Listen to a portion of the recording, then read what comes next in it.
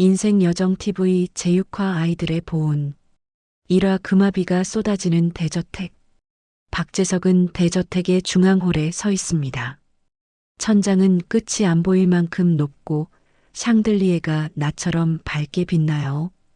바닥은 새하얀 대리석입니다. 한 발 디딜 때마다 자신의 모습이 반사돼서 마치 영화 속 주인공처럼 보이죠. 통유리 밖으로는 수영장이 길게 뻗어 있습니다. 물결이 잔잔하게 흔들리는데 그 흔들림조차 고급스럽습니다. 정원에는 야자수와 조형물이 가지런히 놓여 있고 잔디는 한 올도 흐트러지지 않았습니다. 하인들이 줄지어 서 있습니다. 모두 같은 자세로 고개를 숙이고 박재석이 지나가면 숨을 죽이듯 조용해집니다. 긴 테이블 위에는 금괴가 쌓여 있고 현금 다발이 아무렇게나 놓여 있습니다. 보석함은 뚜껑이 열려 있는데 안쪽이 별빛처럼 반짝입니다. 이곳에서는 얼마짜리라는 말이 필요 없습니다. 숫자를 세는 순간 품격이 떨어지는 느낌이 들 정도예요. 박재석은 골드빛 고급 가운의 끈을 천천히 매만집니다. 손끝이 부드러운 천을 지나갈 때 그는 자신이 이 모든 것을 누릴 자격이 있다고 믿습니다. 걸음은 느립니다. 서두를 이유가 없으니까요. 계단을 내려오는 순간에도 하인들이 동시에 움직입니다. 누군가는 잔을 받치고 누군가는 옷자락이 바닥에 닿지 않게 살짝 들어줍니다. 그는 그 정성까지도 당연한 듯 받아들입니다. 한 하인이 가까이 다가와 조용히 말합니다. 회장님, 오늘도 모든 준비가 끝났습니다. 박재석은 고개만 아주 작게 끄덕입니다. 그리고 잔을 들어 올립니다. 잔 속에는 붉은 빛의 비싼 술이 담겨 있습니다. 향이 먼저 올라오고 그 향이 공기까지 바꿔놓는 듯합니다. 그는 한 모금 마십니다. 목을 타고 내려가는 순간 세상이 자기 편이라는 확신이 더 단단해지죠. 밖을 보면 진입로에 외제차들이 줄지어 서 있습니다. 검은 차, 은빛 차, 붉은 차가 질서 있게 배치돼 있습니다. 차의 표면은 거울처럼 반짝이고 하인 하나가 흰 장갑을 낀 손으로 먼지 한 점 없이 닦고 있습니다. 박재석은 그 풍경을 보며 웃습니다. 웃음이 작지 않습니다. 크게 시원하게 웃습니다. 이 집은 넓고 그 웃음도 그만큼 커야 어울립니다.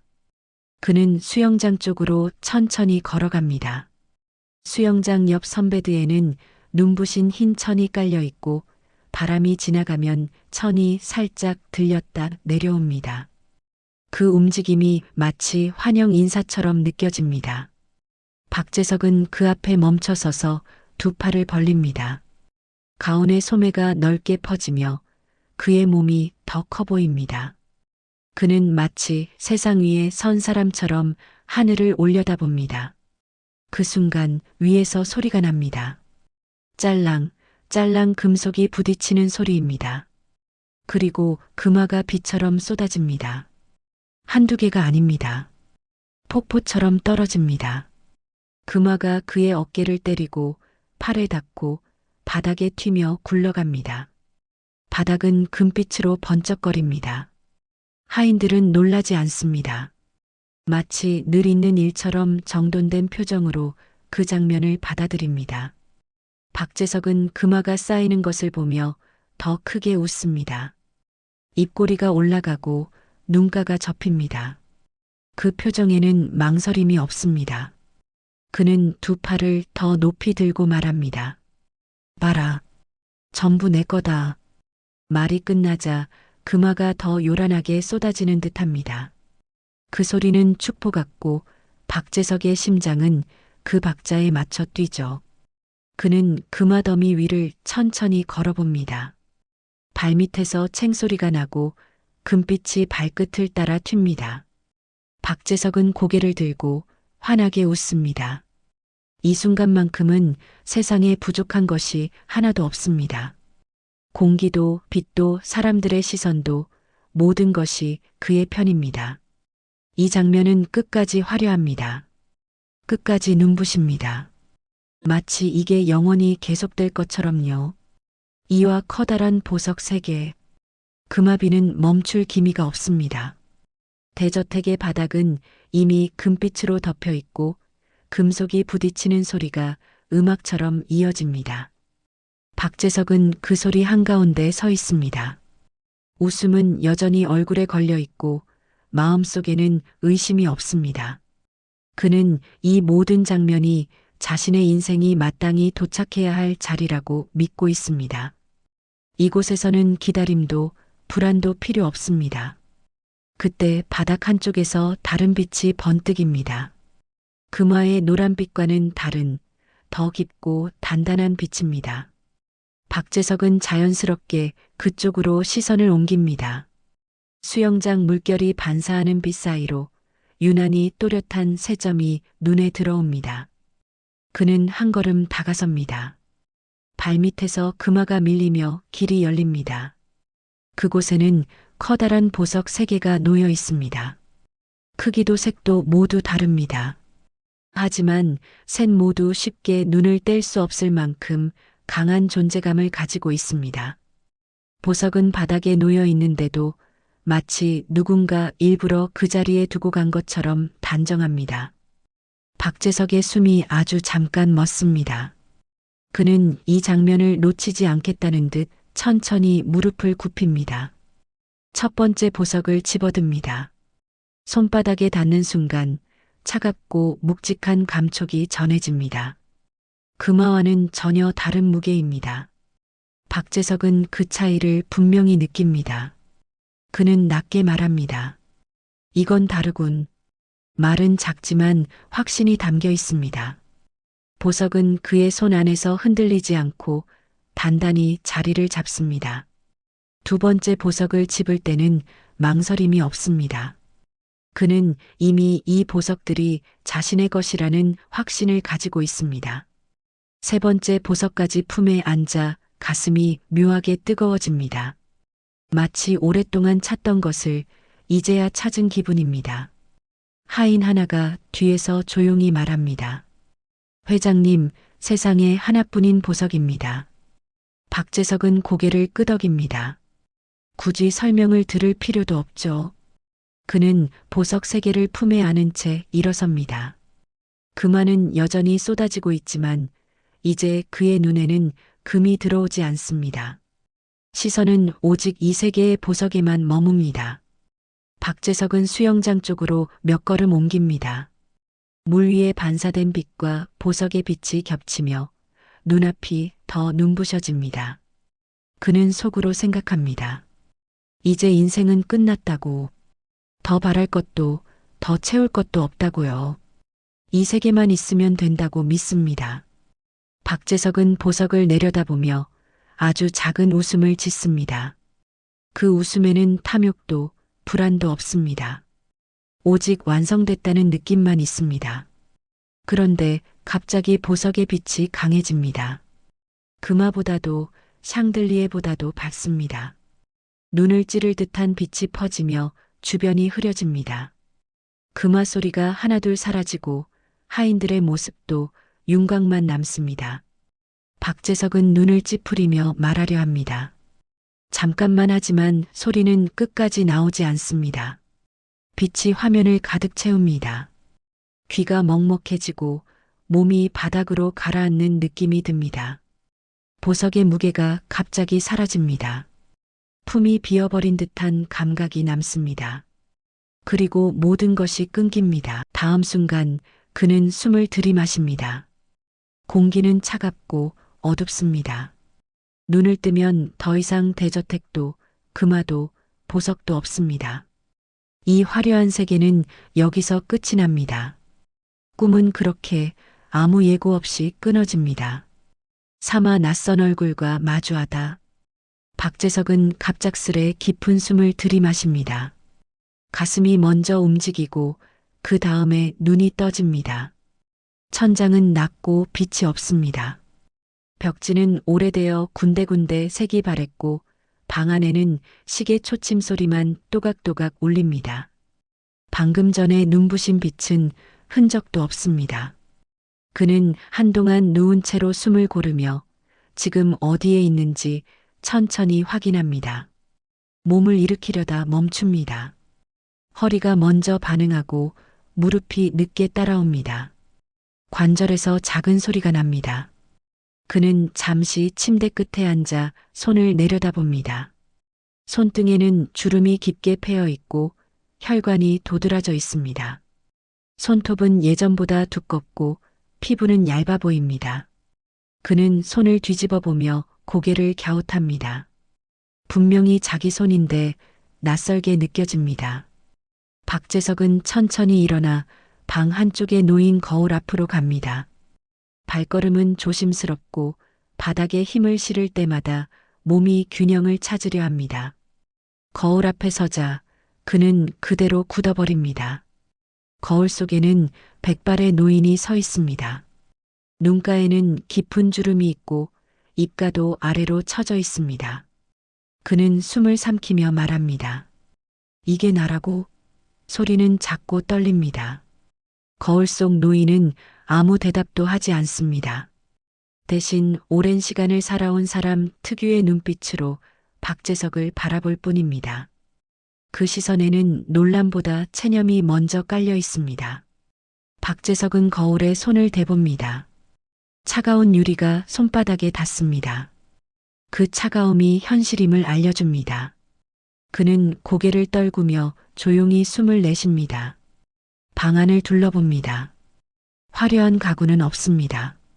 작은 장롱, 오래된 식탁, 벽에 걸린 빛바랜 액자 몇 개. 액자 속에는 새 아이와 함께 찍은 사진이 들어 있습니다. 아이들은 어리고 그는 접습니다. 박재석은 액자를 집어들고 천천히 닦습니다. 먼지가 손끝에 묻어나고 사진 속 얼굴이 조금 또렷해집니다. 그는 사진을 보며 잠시 멍해집니다. 방금 전 꿈에서 쥐고 있던 보석의 감촉이 손에 남아있는 듯합니다. 하지만 이 방에는 금도 빛도 없습니다. 대신 조용한 공기와 오래된 냄새가 있습니다. 박재석은 사진 속 아이들을 바라보며 중얼거립니다. 잘 살고 있겠지. 말은 질문처럼 흘러나옵니다. 창밖에서 빗소리가 들리기 시작합니다. 처음에는 약하게, 곧 일정한 리듬으로 바뀝니다. 그 소리를 듣는 순간 박재석의 표정이 미묘하게 달라집니다. 빗소리는 그를 다른 시간으로 데려갑니다. 몸은 이 방에 있지만 마음은 천천히 과거로 물러섭니다. 그는 의자에 앉아 눈을 감습니다. 비를 맞으며 걷던 어느 날이 떠오릅니다. 젖은 신발, 차가운 공기, 무거운 하루. 그 기억이 또렷해질수록 가슴 한쪽이 서서히 조여옵니다. 박재석은 조용히 말합니다. 그날이었지. 그 말과 함께 그의 기억은 다시 움직이기 시작합니다. 사와 빗속에서 만난 새 쌍둥이. 비는 그날 유난히 차갑게 내리고 있었습니다. 45세의 박재석은 어깨를 움츠린 채 길을 걷고 있습니다. 우산은 없고 일부러 쓰지도 않았습니다. 젖는다는 감각이 이제는 익숙했기 때문입니다. 신발 속으로 물이 스며들고 바지는 무릎 아래까지 축축해집니다. 그는 고개를 숙인 채 발걸음을 옮깁니다. 하루를 무사히 넘기는 것만으로도 벅찼던 시절입니다. 사람들은 바쁘게 지나갑니다. 각자 갈 곳이 있고 멈출 이유가 없습니다. 박재석도 그 흐름에 섞여 걷다가 골목 입구에서 잠시 멈춥니다. 다른 소리와 섞이지 않는 아주 가느다란 울음소리가 들렸기 때문입니다. 처음에는 바람소리인가 싶어 그냥 지나치려 합니다. 그런데 그 소리가 다시 들립니다. 끊어질 듯 이어지는 소리입니다. 그는 발걸음을 되돌립니다. 골목 안쪽으로 몇 걸음 들어가자 비가 고인 바닥 옆에 작은 상자가 보입니다. 상자는 젖어 있고 위에는 얇은 담요가 덮여 있습니다. 박재석은 한참을 서서 그 상자를 바라봅니다. 손을 뻗었다가 다시 거둡니다. 괜히 건드리면 안 될 것 같다는 생각이 스칩니다. 하지만 울음소리는 점점 분명해집니다. 그는 결국 담요를 조심스럽게 젖힙니다. 그 순간 숨이 멎습니다. 상자 안에는 3명의 갓난아이들이 나란히 누워 있습니다. 모두 남자아이입니다. 서로의 몸에 바짝 붙어 있고 얼굴은 벌겋게 달아올라 있습니다. 작은 손이 허공을 더듬고 입은 힘없이 열렸다 닫힙니다. 비가 담요 틈으로 떨어져 아이들의 이마를 적십니다. 박재석은 아무 말도 하지 못합니다. 가슴이 세게 내려앉고 머릿속이 하얘집니다. 그는 주변을 둘러봅니다. 누군가 있을까 싶어 골목 입구를 바라보지만 사람 그림자는 없습니다. 비만 계속 내릴 뿐입니다. 그는 다시 아이들을 봅니다. 너무 작고 너무 약해 보입니다. 이대로 두면 안 된다는 생각이 먼저 듭니다. 그는 떨리는 손으로 아이 하나를 안아봅니다. 체온이 거의 느껴지지 않습니다. 2번째, 3번째 아이도 차례로 품에 안습니다. 새 아이를 안자 팔이 가득 찹니다. 비가 그의 등을 때리지만 그는 몸을 더 숙여 아이들을 감쌉니다. 그 순간 박재석은 낮게 말합니다. 괜찮아, 내가 있다. 그 말은 아이들보다 자신에게 하는 말에 가깝습니다. 그는 골목을 뛰기 시작합니다. 신발이 미끄러지고 숨이 가빠옵니다.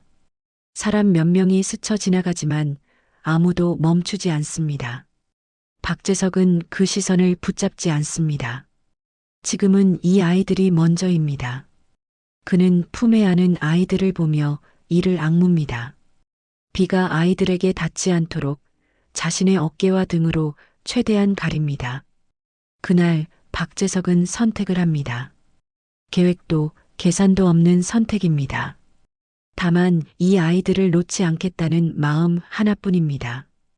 그는 아직 모릅니다. 이 세 아이가 자신의 인생을 어떻게 바꿀지요.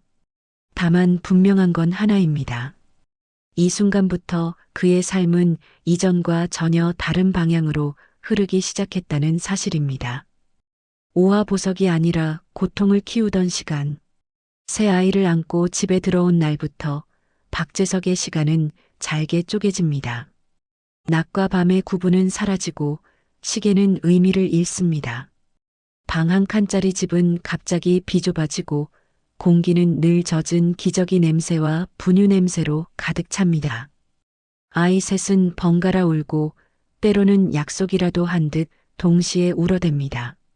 박재석은 잠에서 벌떡 일어나며 누구부터 안아야 할지 잠깐 망설입니다. 그는 한 아이를 품에 안고 등을 두드립니다. 다른 한 아이는 바닥에 내려놓고 발로 살살 흔들어 달랩니다. 마지막 아이는 목이 쉬도록 울다가 스스로 잠이 들기도 합니다. 박재석의 눈은 늘 충혈돼 있고 손은 거칠어집니다. 그래도 그는 아이들의 얼굴을 볼 때마다 잠깐 웃습니다. 그 웃음은 피곤함을 감추는 웃음이 아니라 살아있다는 걸 확인하는 웃음입니다. 분유가 떨어지면 그는 동전이 든 통을 엽니다. 남은 돈을 세어보고 한숨을 내쉽니다. 그래도 다시 뚜껑을 닫습니다. 아이들 앞에서는 불안한 얼굴을 보이지 않으려 합니다. 그는 중얼거립니다. 조금만 더 버티자. 말은 짧지만 그 안에는 다짐이 담겨 있습니다. 밤이 되면 더 힘들어집니다. 열이 오르는 아이가 있으면 그는 밤새 손을 얹고 체온을 확인합니다. 숨이 고른지 가슴이 오르내리는지 몇 번이고 들여다봅니다. 졸음이 몰려와도 그는 고개를 끄덕이지 않습니다. 혹시라도 아이가 울음을 멈출까 봐서입니다. 그에게 잠은 사치가 됩니다. 아침이 오면 그는 아이들을 나란히 눕혀놓고 잠깐 멍하니 바라봅니다. 새 아이의 얼굴은 아직 닮은 듯 다르고 다 다른 숨소리를 냅니다. 박재석은 그 작은 숨소리들을 듣고서야 안심합니다. 다 살아있네. 그 말에 스스로 놀라듯 그는 고개를 끄덕입니다. 그에게 하루의 시작은 성공이 아니라 무사함입니다. 비톡촉 전화가 울리면 그는 전화를 뒤집어 놓습니다. 대신 아이들의 울음소리를 듣습니다. 세상이 뭐라고 해도 지금은 이 숨들이 먼저입니다. 그는 창문을 열어 환기를 시키고 젖은 이불을 넣습니다. 손목이 아프고 허리가 쑤셔도 멈추지 않습니다. 누가 시키지 않아도 그는 계속 움직입니다. 어느 날 첫째가 처음 웃습니다.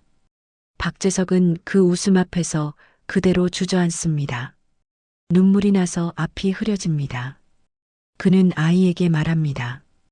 웃지 마, 아버지 울잖아. 말과 달리 손은 더 꼭 아이를 안습니다. 그 순간 그는 처음으로 느낍니다. 이 아이들이 자신을 살리고 있다는 것을요. 보석은 여기에 없습니다. 금도 빛도 없습니다. 대신 매일 밤 지켜낸 숨이 있고 아침마다 확인하는 체온이 있습니다. 박재석은 그것으로 충분합니다. 이 시간이 힘들어도 그는 이 시간을 놓치지 않습니다. 훗날 무엇이 돌아올지 몰라도 지금 이 순간만큼은 반드시 지켜내겠다고 마음속으로 다짐합니다.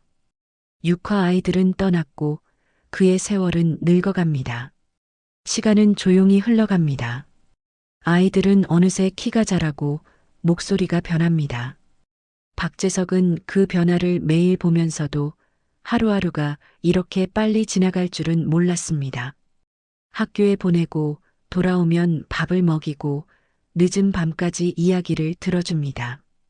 그렇게 지낸 시간이 쌓여 어느 날 아이들은 20대가 됩니다. 각자 갈 길이 생기고 집을 나설 준비를 합니다. 그날 아침 박재석은 평소보다 일찍 일어납니다. 아이들의 짐이 현관에 놓여 있고 집안은 이상하게 조용합니다. 그는 아이들에게 웃으며 말합니다. 몸 조심하고 밥은 꼭 챙겨 먹어라. 말은 담담하지만 속은 그렇지 않습니다. 아이들은 고개를 끄덕이며 걱정 마요. 아버지라고 대답합니다. 그 말이 더 가슴에 남습니다. 문이 닫히고 나면 집은 갑자기 넓어집니다. 박재석은 한동안 현관 앞에 서 있다가 천천히 돌아섭니다. 식탁에는 여전히 4개의 의자가 있지만 이제는 하나만 사용됩니다. 그는 혼자 밥을 먹고 혼자 설거지를 합니다. 그릇이 부딪히는 소리가 집안에 크게 울립니다. 그 소리가 너무 커서 그는 괜히 라디오를 켭니다. 아이들과의 연락은 점점 뜸해집니다. 바쁘다는 말은 이해합니다. 박재석은 먼저 전화를 걸지 않습니다. 괜히 방해가 될까 봐서입니다. 휴대폰을 손에 쥐었다가 다시 내려놓는 일이 잦아집니다. 그는 스스로에게 말합니다. 잘 살고 있으면 됐다. 그 말은 위로이자 다짐입니다. 그는 아이들이 무엇을 하는지, 얼마나 성공했는지 알지 못합니다. 뉴스에서 비슷한 또래의 젊은 사람들이 성공했다는 이야기가 나와도 그는 채널을 돌립니다. 자랑처럼 들릴까 봐서입니다. 박재석에게 중요한 것은 아이들이 무사한지 아픈 데는 없는지 뿐입니다. 그 이상은 욕심이라고 생각합니다. 나이가 들수록 하루는 더 조용해집니다. 아침에 눈을 뜨고 천천히 몸을 움직입니다. 마당을 쓸고 화분에 물을 줍니다. 점심은 간단히 해결하고 오후에는 창가에 앉아 시간을 보냅니다. 가끔 비가 오면 그는 창밖을 오래 바라봅니다. 젖은 길을 보면 자연스럽게 그날의 골목이 떠오릅니다. 밤이 되면 박재석은 액자를 꺼내놓고 닦습니다. 아이들이 어릴 때 찍은 사진입니다. 그는 사진을 보며 하루를 보고합니다. 오늘은 별일 없었다. 말하는 대상은 없지만 말하지 않으면 하루가 끝나지 않는 느낌입니다. 그렇게 말을 하고 나면 그는 불을 끕니다. 박재석의 삶은 조용하고 눈에 띄지 않습니다. 그는 성공하지 않았다고 생각합니다. 하지만 후회도 없습니다. 아이들을 키운 시간은 여전히 그의 안에 살아 있습니다. 그는 그 기억으로 하루를 버팁니다. 그렇게 그는 아이들이 어떤 사람이 되었는지도 모른 채 조용히 늙어갑니다. 치라 돌아온 아이들, 멈춰있던 시간이 다시 흐르다. 그날 저녁은 유난히 조용했습니다. 박재석은 늘 그렇듯 혼자 저녁을 먹고 설거지를 마친 뒤 불을 하나씩 끕니다. 집안에는 텔레비전 소리도 없고 시계 초침 소리만 또각거리며 시간을 셉니다.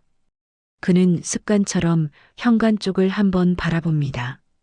아무도 올 리 없다는 걸 알면서도 시선은 늘 그쪽으로 향합니다. 문은 닫혀 있고 손잡이는 미동도 없습니다. 그때 초인종이 울립니다. 짧고 또렷한 소리입니다. 박재석은 순간 숨을 멈춥니다. 잘못 들은 건 아닐까 싶어 가만히 서 있습니다. 하지만 초인종 소리는 다시 한번 울립니다. 그는 천천히 현관으로 걸어갑니다. 심장이 괜히 빨리 뜁니다.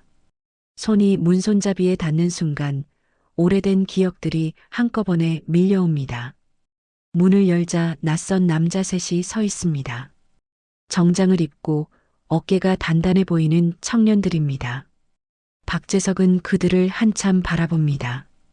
얼굴은 어른이 되었지만 눈빛 어딘가가 익숙합니다. 그는 조심스럽게 묻습니다. 혹시 내가 아는 사람들이냐? 목소리는 낮고 떨립니다. 그중 한 명이 한 발 앞으로 나옵니다. 눈이 붉어져 있고 입술이 미세하게 떨립니다. 그리고 말합니다. 아버지, 저희예요. 그 한마디에 박재석의 다리가 풀립니다. 그는 말없이 아이를 끌어안습니다. 그 다음 둘째, 셋째도 동시에 안깁니다.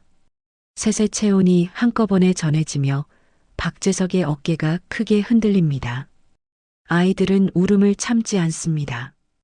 어린아이처럼 소리를 내며 웁니다. 박재석도 마찬가지입니다. 그는 아이들의 등을 두드리며 말합니다. 왔구나, 잘 왔다. 그 말밖에 나오지 않습니다. 오랫동안 멈춰있던 시간이 그 말과 함께 다시 흐르기 시작합니다. 아이들은 집 안으로 들어옵니다. 좁은 집이 갑자기 꽉 차 보입니다. 첫째는 조심스럽게 서류 봉투를 내밉니다. 둘째는 작은 상자를, 셋째는 차 키를 손에 쥐고 있습니다. 그러나 박재석은 그것들을 보지 않습니다. 그는 아이들의 얼굴만 봅니다. 눈 밑에 생긴 주름, 굳은 손, 어른이 된 흔적들입니다. 박재석은 고개를 젓습니다. 나는 괜찮다. 너희만 무사하면 된다. 그러자 아이들이 동시에 말합니다. 아버지, 저희는 아버지 덕분에 여기까지 왔어요. 그 말에 박재석은 끝내 고개를 숙입니다. 눈물이 바닥으로 떨어집니다. 그 눈물에는 서러움보다 안도가 담겨 있습니다. 그날 밤 집안의 불은 늦게까지 꺼지지 않습니다. 박재석은 아이들 옆에 앉아 그저 이야기를 듣습니다. 성공 이야기도 숫자도 중요하지 않습니다. 그저 돌아왔다는 사실 하나로 그의 마음은 이미 가득 차 있습니다. 팔아 꿈꾸던 삶, 온기가 있는 삶. 아침 햇살이 커튼 사이로 조심스럽게 들어옵니다. 박재석은 눈을 뜨고 잠시 그대로 누워 있습니다. 집안이 낯설게 느껴집니다. 어젯밤 늦게까지 사람 소리가 있었고 웃음이 있었기 때문입니다. 그는 천천히 몸을 일으킵니다. 관절은 여전히 뻐근하지만 마음은 이상하게 가볍습니다.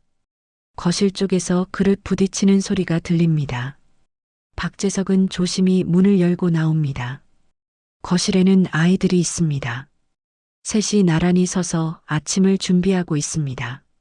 누군가는 밥을 짓고 누군가는 국을 데우고 또 누군가는 식탁을 닦고 있습니다. 그 모습이 어색하면서도 자연스럽습니다. 박재석은 한동안 말없이 그 장면을 바라봅니다. 눈앞이 살짝 흐려집니다. 첫째가 그를 발견하고 말합니다. 아버지, 조금만 기다리세요. 박재석은 고개를 끄덕입니다. 말이 쉽게 나오지 않습니다. 그는 식탁에 앉아 아이들이 움직이는 모습을 하나하나 눈에 담습니다. 예전에 꿈에서 보던 대저택보다 이 풍경이 더 크게 느껴집니다. 지금 이 순간이 괜히 사라질까봐 그는 숨도 조심스럽게 쉽니다. 식탁에 음식이 놓입니다.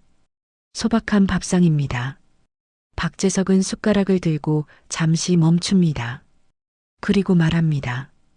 이렇게 같이 먹는 게 참 오랜만이구나. 아이들이 동시에 웃습니다. 그 웃음이 방 안을 채웁니다. 박재석은 밥을 한 숟갈 뜹니다. 이상하게도 그 맛이 깊습니다. 식사를 마친 뒤 아이들은 그를 밖으로 데리고 나갑니다. 차가 기다리고 있습니다. 번쩍이는 외제차지만 박재석은 잠시 망설입니다. 셋째가 말합니다. 아버지, 오늘은 그냥 같이 가요. 그는 조수석에 앉습니다. 문이 닫히고 차가 천천히 움직입니다. 창밖의 풍경이 부드럽게 흘러갑니다. 차가 도착한 곳은 넓은 집입니다. 처음 꿈에서 보았던 것과 닮았지만 느낌은 전혀 다릅니다. 박재석은 집 앞에 서서 잠시 숨을 고릅니다. 첫째가 말합니다. 아버지, 이제 여기서 같이 살아요. 그 말에 박재석의 눈가가 다시 졌습니다. 그는 고개를 끄덕이며 대답합니다. 그래, 같이 살자. 집 안에는 햇빛이 가득합니다.